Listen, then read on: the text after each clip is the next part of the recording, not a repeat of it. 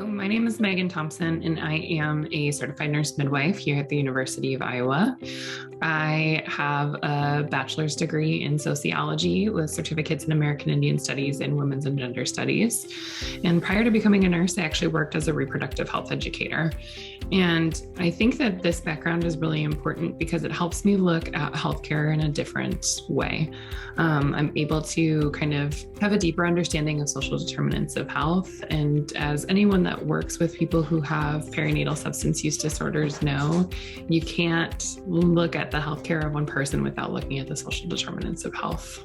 After a couple years of being a reproductive health educator, I was looking at other ways to do something similar, and I stumbled upon nursing. I did the University of Minnesota's Master's of Nursing, and then I worked as a labor and delivery nurse while I went to school for my DNP, and then I have a doctoral minor in integrative health and healing.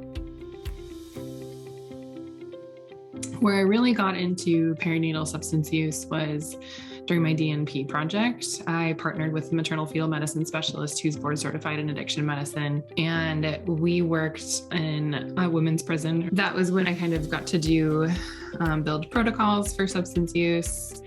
And fetal alcohol spectrum disorder has never been my primary focus, but when you talk about any type of perinatal substance use, you have to talk about alcohol. And Iowa is one of the leading states in binge drinking disorder. And so we know that it's happening with our folks and that it's so important to be able to talk about that and how it can impact the lifespan of their children as well as themselves. I am the only midwife that is in our practice that is primarily focused on substance use disorders. We are also faculty in the Carver College of Medicine, so I do a lot of education for our residents and for our medical students, and then I work to provide education for the nurses that we work with, and then any of the midwifery students that we have in our practice. I would say mentorship and networking and connections has been huge for me because a lot of hospital systems and prenatal clinics are just beginning to think about how substance use impacts specifically maternal morbidity and mortality, but looking at the social determinants of health, I think, is becoming an increasingly important.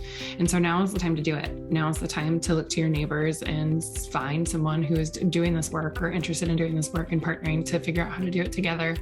And then I would say interdisciplinary work is key.